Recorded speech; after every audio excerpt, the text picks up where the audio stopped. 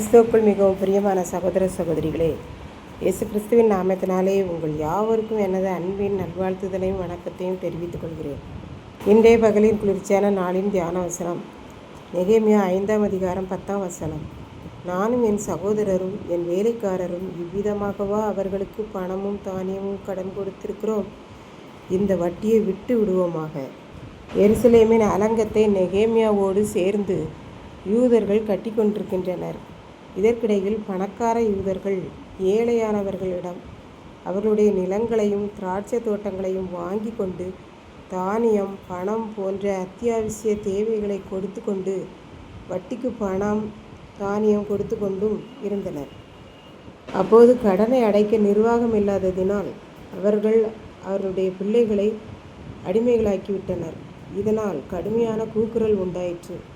இப்போது நெகேமியா பணக்கார யூதர்களை நோக்கி, இப்போதுதான் பிரஜாதிகள் கையிலிருந்து இந்த ஜனங்களை எல்லாம் மீட்டு கொண்டு வந்திருக்கிறோம்.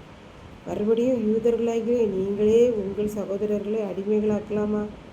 உங்கள் சகோதரர்களே நீங்கள் விற்கலாமா என்றார். அதற்கு அவர்கள் பதில் பேச இடமில்லாதிருந்தார்கள். மேலும் அவன் அவர்களை நோக்கி, நீங்கள் செய்கிற இந்த காரியம் நல்லதல்ல. ஏற்கனவே நம்மை பிரஜாதியார் நிந்தித்து கொண்டிருக்கிறார்கள். அது நிமித்தமாவது நீங்கள் நம்முடைய தேவனுக்கு பயந்து நடக்க வேண்டாமா?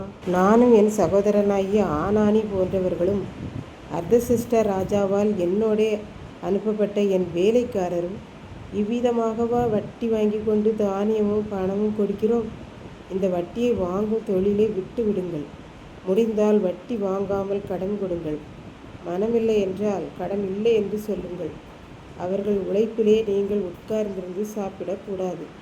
இது மகா பெரிய பாவம் என்று நெகேமியா பிரபுக்களையும் அதிகாரிகளையும் பார்த்து கூறினான். இப்படித்தான் கடந்த 40 வருடங்களுக்கு முன்னால் நடந்த சம்பவம் ஒன்று ஞாபகத்துக்கு வருகிறது. ஒரு ஊரில் ஒரு குடும்பம் இருந்தது. அந்த குடும்ப தலைவர் நிறைய பணம் வைத்திருந்தார். அதை அவர் அக்கம் பக்கம் உள்ளவர்களிடம் வட்டிக்கு கடன் கொடுப்பார். இப்படி கொடுத்ததினால் செல்வம் பெருகியது. வீட்டுக்கு மேல் வீடு, சொத்துக்கு மேல் சொத்து வாங்கி கொண்டே இருந்தார். காலங்கள் கடந்தது. அந்த ஊரில் உள்ள சொந்தக்காரர்கள் எல்லாரும் அவரை பார்த்து கிண்டலடித்தார்கள். உங்களுக்கு என்ன, நீங்கள் சம்பாதித்து வாழவில்லை, மற்றவருடைய வேர்வை சிந்துகிற உழைப்பில் வாழுகிறீர்கள், இது பாவம் என்றெல்லாம் கூறுவர். அவர் அதையெல்லாம் பொருட்படுத்த மாட்டார். என் பணம் நான் கொடுப்பேன், வட்டி வாங்குவேன் என்பார். அடுத்த தலைமுறை வந்தது. அவருக்கு 2 பையனும் ஒரு பெண்ணும் இருந்தனர். எல்லாருக்கும் திருமண வயதாகிவிட்டது. இளைய மகனும் இளைய மகளும் திடீரென்று மனநிலை சரியில்லாமல் மருத்துவமனையிலேயே இருந்தனர். மூத்த மகன் மட்டும் திருமணம் பண்ணினான். 3 பிள்ளைகளை பெற்றதும் மருமகள் கேன்சரில் மரித்துவிட்டாள். கடைசியாக அந்த பெரியவரும் இறந்துவிட்டார். இப்போது குடும்பம் எப்படி போனது என்று தெரியாமலேயே போய்விட்டது. இதை கேட்டுக்கொண்டிருக்கும் எனக்கன்பானவர்களே, இதைத்தான் நெகேமியா கூறுகிறார், இந்த வட்டியை விட்டு விடுங்கள் என்று. இன்றைக்கும் சிலர் இப்படி மற்றவருடைய பணத்திற்கு ஆசைப்பட்டு வட்டிக்கு கடன் கொடுக்கின்றனர். தான் எந்த வேலையும் செய்யாமல் உட்கார்ந்திருந்து சாப்பிடுகின்றனர். இதைத்தான் ஆண்டவர் சொன்னார், அந்த ஒரு தாலந்தை வாங்கினவனிடம், உன்னால் உழைத்து தாலந்தை பெருக்க முடியவில்லை என்றால் நீ உன் பணத்தை காசு கடையில் போட்டு அதில் வரும் வட்டியை வைத்து உன் பிழப்பை ஓட்டு. ஆகவே நாம் மற்றவர்களுக்கு வட்டி இல்லாமல் கடன் கொடுப்போம். இல்லை என்றால் காசு கடையிலே போட்டு வருமானத்தை பெருக்கிக் கொள்வோம்.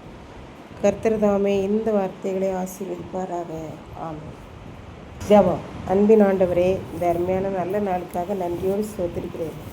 இப்பொழுதும் இந்த வார்த்தைகளை கேட்டுக்கொண்டு இருக்கிற ஒவ்வொரு பிள்ளைகளும் தன்னுடைய பணத்தை வட்டிக்கு போடாமல் மற்றவருடைய உழைப்பில் வாழாமல் இருக்க அருள் புரியும். மீட்பர் இயேசு கிறிஸ்துவின் நாமத்திலே தாழ்மையோடு வேண்டிக் கொள்கிறேன் பிதாவே. ஆமென்.